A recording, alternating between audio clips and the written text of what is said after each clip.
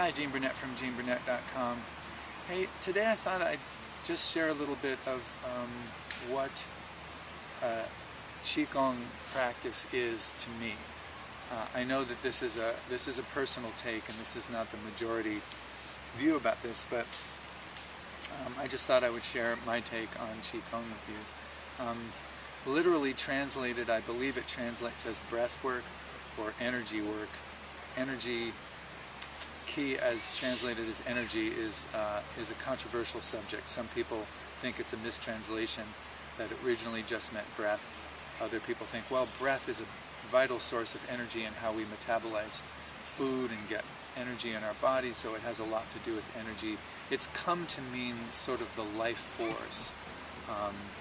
As you may or may not know, I'm a bit of a Qi or Qi skeptic. I don't really believe or haven't seen enough evidence that it exists as a discrete substance, or that meridians or channels exist as discrete channels, because I just haven't seen any evidence that those things are true. My subjective experience is one thing, but verifiable evidence that backs it up is another.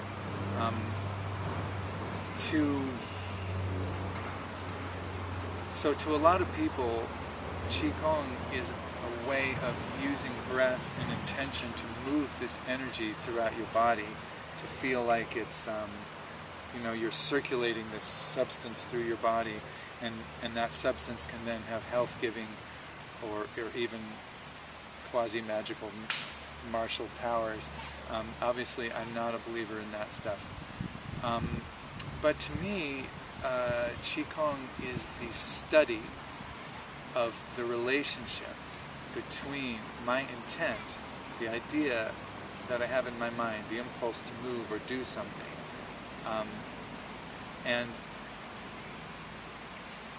my balance of tension and relaxation in my body. It's studying that tension, relaxation, balance in my body, and how that relates to the ability of my body to express my intent. One way to look at intent is just the idea that you have in your body, or the idea that you have in your mind. But I also think of intent as kind of the qualities I'm asking my body to embody. Am I asking my body to be firm and protected? Am I asking my body to be open and relaxed? Am I asking my body to cut a carrot? Am I asking my body to jump over something, or to push something, or to feel a certain connection in my body?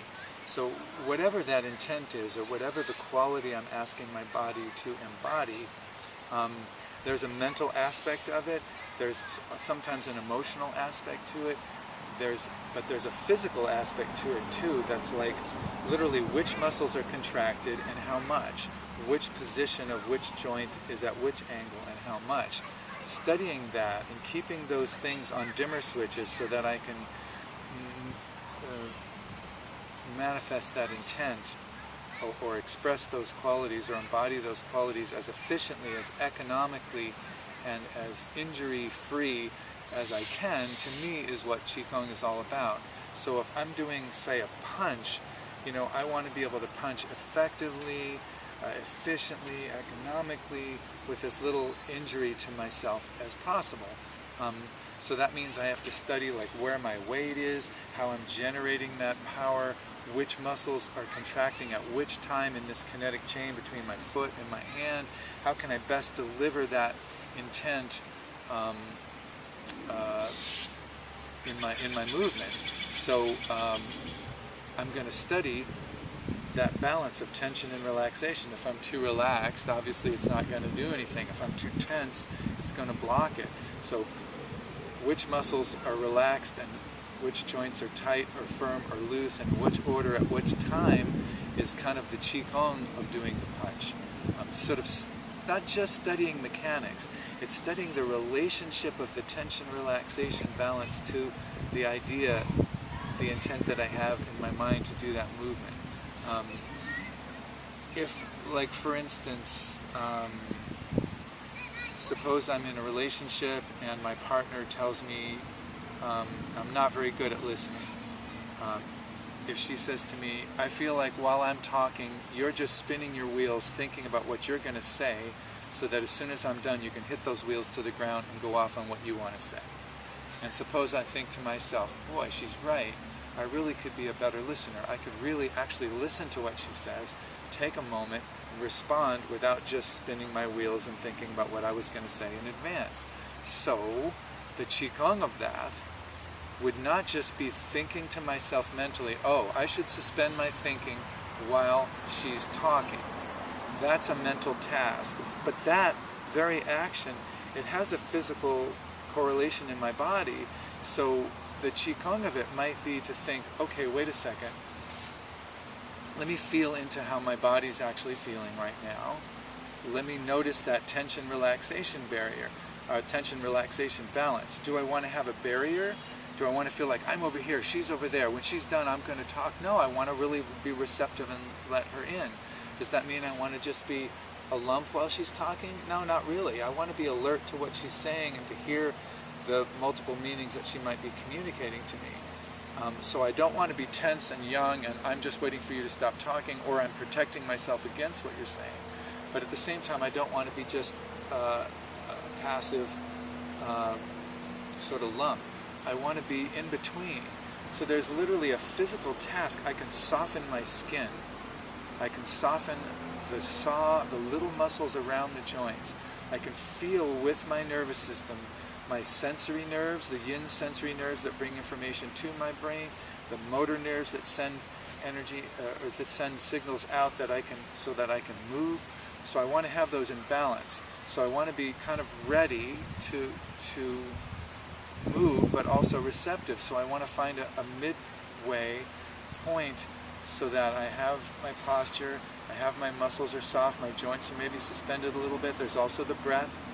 So a part of qigong is connecting to your breath. Am I holding my breath while she's talking? Am I breathing in a shallow way or an overly deep way?